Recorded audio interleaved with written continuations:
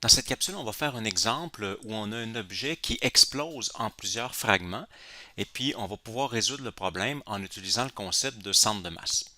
Alors, il s'agit du numéro R27 que vous avez à la fin du chapitre. R, ça veut dire que c'est un exercice de révision. Donc, on va utiliser là-dedans, en fait, les équations de projectiles qu'on a vues au chapitre 4. Lisons-le. On dit à partir d'une hauteur de 10 mètres du sol, un obus lancé avec une vitesse de 40 mètres par seconde, formant un angle de 30 degrés par rapport à l'horizontale. Ensuite, on dit l'obus explose en deux morceaux lorsqu'il se trouve au sommet de sa trajectoire. Donc, on a le schéma ici. Donc, on a une trajectoire comme ça. Puis, au sommet ici, l'obus explose. Alors, il nous explique ensuite que le premier fragment a une vitesse nulle tout de suite après l'explosion. Il tombe alors en chute libre verticale. Donc, ça veut dire que pour avoir une vitesse nulle, comme il y avait une vitesse vers la droite juste avant l'explosion, mais ça veut dire qu'il a fallu qu'il y ait une force vers l'arrière, évidemment, durant l'explosion, pour arrêter ce fragment-là, pour qu'ensuite il puisse tomber à la verticale. Et puis ensuite, on dit le deuxième fragment, lui, il a une masse deux fois plus élevée que le premier, et il continue sa course le long d'une trajectoire parabolique. Par contre, c'est sûr qu'il va accélérer parce que si dans l'explosion, il y a eu une force vers l'arrière sur le premier morceau pour l'arrêter puis qu'il puisse tomber en ligne droite, eh bien, ça veut dire qu'il y a eu en même temps une force vers l'avant sur le deuxième morceau. Donc, lui, il a subi une accélération vers l'avant. Il va plus vite qu'il allait juste avant l'explosion. Ensuite, les deux fragments touchent le sol en même temps. Ça, c'est sûr qu'ils touchent le sol en même temps parce que euh, le premier, il arrête. Donc, ensuite, il fait juste tomber avec une vitesse verticale. L'autre, il part vers l'avant avec une vitesse plus élevée, mais il y a juste une composante horizontale de la vitesse. Alors les deux partent après l'explosion, avec une composante de vitesse nulle en Y, donc c'est sûr qu'ils vont toucher au sol en même temps. Ensuite, on nous spécifie qu'on néglige la résistance de l'air. Alors on nous pose plusieurs questions. Quelle est la vitesse de l'obus tout juste avant l'explosion? À quelle distance horizontale? En fait, on va lire les questions au fur et à mesure. Donc, répondons à la question A en premier. Quelle est la vitesse de l'obus tout juste avant l'explosion? Donc, il nous spécifie que l'obus a explosé quand il était au sommet de sa trajectoire. Donc, en fait, la question, c'est de trouver la vitesse au sommet de la trajectoire. Il n'a pas encore explosé. C'est un problème de projectile, dans le fond. Il s'agit de trouver ici d'abord les composantes de la vitesse initiale. Donc, on avait comme vitesse initiale 40 mètres par seconde. Donc, je vais représenter ici la vitesse initiale. On est à 40 mètres par seconde. Puis, l'angle ici est de 30 degrés. Alors, on peut trouver la composante en x facilement, V0x, en faisant 40 cosinus de 30. Alors, ça donne 34,64 mètres par seconde. Ça, c'est la composante en x de la vitesse. Or, c'est notre réponse parce que ils nous disent que l'explosion a eu lieu au sommet de la trajectoire. Donc, au sommet de la trajectoire, la composante en y est nulle. Il ne reste plus que la composante en x. Donc, ça va être celle qu'on vient de calculer. Et on néglige la friction de l'air, donc la composante en x n'a pas changé. Quelle est la distance, à quelle distance horizontale du canon se trouve le centre de masse du système constitué des deux fragments lorsque celle-ci frappe le sol? Alors, vu qu'on nous parle du centre de masse, je peux faire comme si l'obus n'avait pas explosé. Donc, je trouve tout simplement la distance horizontale, c'est-à-dire la portée du canon, donc avec les équations de portée qu'on a vues au chapitre 4. Alors, j'ai réécrit l'équation utile du chapitre 4. Donc, on a delta Y. Nous, on cherche le delta X dans le fond, donc la portée. Alors, delta Y, on part à 10 mètres du sol, puis on finit au sol. Donc, notre delta Y, ça va être moins 10. On peut venir le remplacer ici. Donc, moins 10 pour delta Y. Le delta X, donc, c'est ce qu'on cherche. Ensuite, on va avoir tangente de l'angle initial, qui était 30 degrés, plus l'accélération, qui est moins 9,81, delta x carré, encore notre delta x qu'on cherche, 2v0, ici, en fait, vous voyez, on a v0 cosinus θ 0 au carré.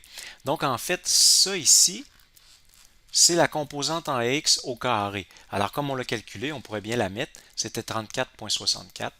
Donc ici, on va avoir 34,64 au carré. Donc, voyons, on a une équation quadratique. Là, on a un delta x au carré. un delta x à la 1, puis un terme constant, le plus 10 qui va devenir moins 10 de l'autre côté. Donc, on applique la formule pour calculer les deux solutions, dans ce cas-là, d'une équation quadratique. Alors, la réponse donne 157 mètres, une fois qu'on a isolé tout ça. Il y avait deux solutions, l'une des deux était négative, donc était à rejeter. La solution positive, c'est 157. La question C, à quelle distance horizontale du canon le premier fragment atterrit-il? Donc, pour lui, le premier fragment, c'est celui qui tombait ici à la verticale. Donc, en fait, ce qu'on a calculé, c'est quel est le delta x, donc la distance parcourue, au moment où on arrive au point le plus haut. Donc, ce qu'on va faire, c'est qu'on va aller calculer le delta t. Donc, on va aller calculer combien de temps ça prend à arriver au point le plus haut. Puis ensuite, comme on a la vitesse en x, ben on n'aura qu'à multiplier ce temps-là par la vitesse en x. Donc, je vais ici, tiens, je vais le faire là, le c. Pour le temps, je regarde qu'est-ce que j'ai en y. Donc, je vais y aller en y. Donc, qu'est-ce que j'ai ici? J'ai que la vitesse finale en y, c'est 0, parce que j'arrive au sommet de la trajectoire.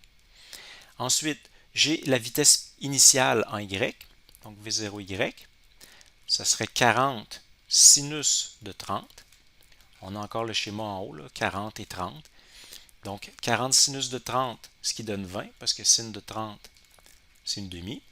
Donc, ça, c'est notre vitesse initiale. Et puis, on a bien sûr l'accélération en y, qui est moins 9,81 mètres par seconde carré. Donc, on a nos trois informations. On cherche le temps. Donc, c'est ici. C'est assez facile. L'équation utilisée, c'est la suivante. Donc, on va avoir Vy égale V0Y plus AT. Alors, on va mettre 0. Ensuite, moins 9,81 T. Et donc, on a notre temps comme ça.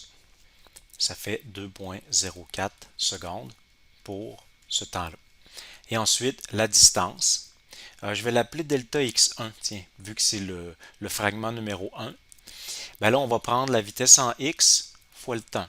Donc, le 34,64 qu'on avait calculé fois 2,04 secondes. Donc, ça donne 70,6 mètres. Donc, c'est à cet endroit-là que le premier fragment va tomber. La question D, à quelle distance horizontale du canon le deuxième fragment atterrit-il? Alors, nous, on a calculé tantôt que le centre de masse arrivait ici. Et on vient de calculer que le premier fragment arrivait ici. Donc, en fait, on peut dire, si je reprends mon axe des X, là, alors on peut dire que le centre de masse est ici à 157 mètres. Le fragment numéro 1 est ici à 70,6 mètres. Et le fragment numéro 2, il va être à quelque part ici, certainement, pour compenser. Et pour trouver, alors j'y vais avec ma formule de centre de masse. Alors je dis M1 x1 plus M2 x2 sur M. Et donc, maintenant, je remplace. Alors je dis mon centre de masse il est à 157 mètres. L'objet M1, M2, on n'a pas les masses, mais on sait la proportion. Donc, on va dire ici, le deuxième fragment a une masse 2 fois plus élevée que le premier. Alors, disons que je vais mettre ici M1 pour le premier, qui est à 70,6 mètres. Puis l'autre, je vais mettre 2M1. Puis son X, on le cherche. Puis la masse totale, ben, ça va être 3M1, puisqu'on a 1M1 plus 2M1, donc ça va être 3M1. Et puis bien sûr, les M1 vont s'annuler. Et donc, j'ai tout ce qu'il faut pour calculer mon X. Alors, ça donnerait 200 mètres pour le fragment numéro 2. Alors, il est plus près du centre de masse, mais c'est normal. Il y a 2 fois plus de masse que le premier, donc il va être plus loin.